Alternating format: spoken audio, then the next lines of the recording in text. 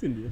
Y ya para cerrar este primer bloque, Jorge, hay respuestas a raíz del caso Prime Wheel. Recordaremos el caso Servando, este episodio en el cual sigue escribiéndose la historia porque no ha sido localizado el trabajador Servando, pese a la presión de la familia, pese a la presión incluso de algunos trabajadores, siguen sin encontrar a Servando.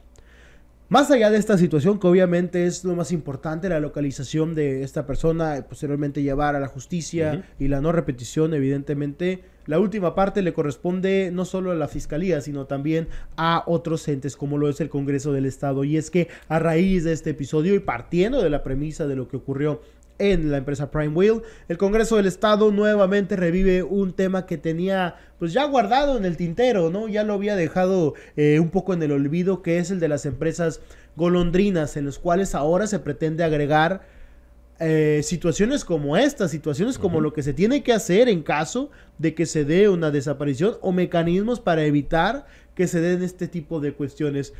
Hay tanto que se puede hacer y tanto que no hemos analizado, que ya la realidad misma nos está motivando y nos está empujando hacia allá, Jorge, que pues tenemos que acelerar en este tipo de cuestiones, tanto en el comportamiento de las empresas, las que tienen que tener cuando se da una desaparición, como mecanismos para evitar que ocurran episodios de esta naturaleza. Sí, el Congreso de Baja California está planteando un parlamento abierto para abordar este tipo de temas. Próximo miércoles. El próximo miércoles será, y además ahí pues se quiere o se busca que participen víctimas. Obviamente no hablamos en el delito de desaparición forzada, pero sí de las empresas golondrinas. En el caso de Servando pueden ser familiares que pudo incurrir, porque se habla de que el caso de Servando, de la desaparición de un hombre al interior de una empresa, en este caso Maquiladora, es el primero que ha ocurrido en la historia de la entidad.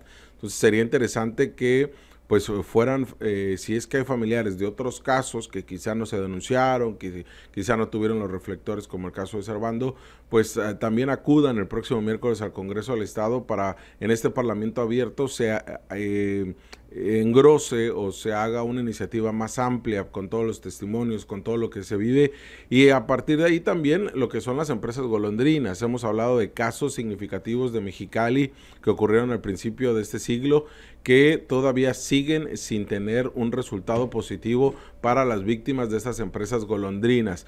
El empresario baja californiano mexicano sigue viendo a el empleado como solamente una herramienta de trabajo, que el empresario busca que le agradezcan porque él da empleos. No ve como como el centro o realmente el motor de una empresa el propio trabajador. Y es ahí donde, pues por eso es que las empresas, en cuanto cierran o ven un momento difícil, lo que terminan es cierro y me voy. Vámonos. De todas maneras, no va a haber ninguna ley que me pueda sancionar desde lo penal para poder yo tener una presión de no hacerlo. O sea, hay algo administrativo, pero eso puede durar años. Qué pasivo-agresivo, ¿no? Y puede también terminar en solamente un arreglo ahí en cortito y dándome menos de lo que la ley contempla. Entonces, sí, esto ha sido un argumento que han traído grupos de la sociedad civil, que han traído víctimas de empresas golondrinas, y que todo estalló con la empresa HK de Ensenada, pero no es la primera. Y se han venido dando varias, y es lo que le hemos venido cuestionando al secretario del Trabajo. La primera entrevista que le pedimos al secretario del Trabajo fue sobre empresas golondrinas, y fue antes de lo que ocurría en Ensenada. Porque hay empresas golondrinas en San Quintín, porque hay empresas golondrinas en Mexicali, en Tijuana, en Ensenada. Entonces, no ha querido hablar sobre el tema el secretario del Trabajo.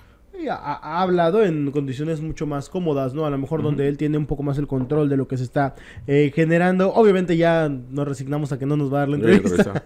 Yo creo que ya después de algunos años, no traje reloj hoy, pero ya después de algunos años, yo creo que ya no nos va a dar la entrevista para nada, ¿no? Pero bueno, aún así el tema está pendiente, y es un tema en el cual hemos visto algunos sectores dentro del gobierno que están empujando la iniciativa, o que quieren empujarla, y otros que lo están evitando, están tratando de evitar que se dé algo de esta naturaleza, porque el hecho de que se pueda generar medidas coercitivas o medidas de sanción en contra de empresas golondrinas le genera escozor, le genera incomodidad a un sector empresarial que, bajo el argumento de que es riesgosa y está mal diseñada una ley, que sí puede haber cosas que mejorar, evidentemente, esto es innegable.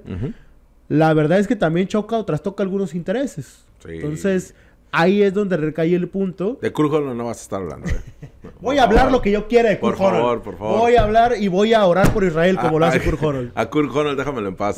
Él no tiene nada que ver en esto. Él es una víctima de las circunstancias. No tiene la culpa de haber nacido en una cama de seda. No, él no tiene la culpa de ser amigo de los empresarios. ¿No? Es empresario, ¿no? Sí. Pero bueno, ahí está la situación. Vamos a ver, es un tema interesante.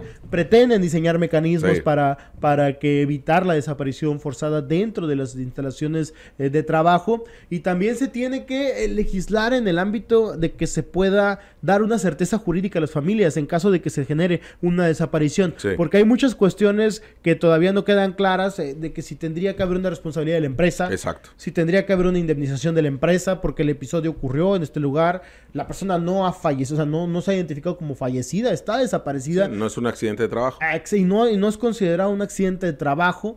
Entonces, ¿cómo poderle hacer o cómo poder encuadrar? Porque van a decir, por un lado, es que los responsables son dos personas que trabajaban. Pues sí, pero que estaban trabajando dentro de las instalaciones de horario laboral. Y donde tiene que haber medidas de seguridad. Exactamente. Entonces, todo esto representa también un escenario que no habíamos contemplado porque no creíamos posible que alguien pudiera desaparecer a otra persona dentro de su lugar de trabajo. Sabiendo que ya ocurrió en bares y antros de Mexicali. Exactamente. No, ya ocurrió, ya lo vivimos. Porque esto no lo buscaron legislar cuando se dio en antros y bares de la ciudad. O sea, y es que no solamente decimos, son empresas que son maquiladoras, que son grandes.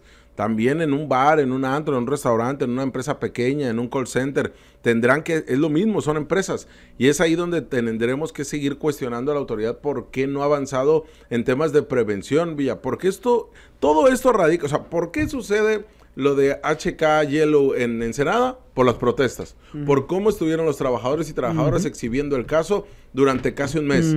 ¿Por qué sucede lo de Prime Wheel? Por la protesta de la señora Wendy Bravo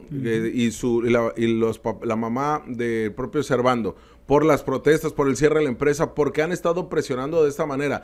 Si no legislan sobre las empresas golondrinas. Si no hubiéramos tenido mañanera hablando sobre el tema de las empresas golondrinas. Entonces, sí es importante que no nada más de las empresas golondrinas, sino la desaparición de personas al interior. Porque ya ha ocurrido en Baja California.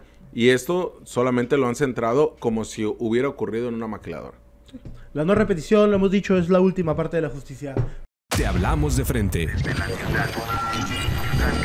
Entérate de lo que sucede en el epicentro informativo con nuestro análisis de capital importancia.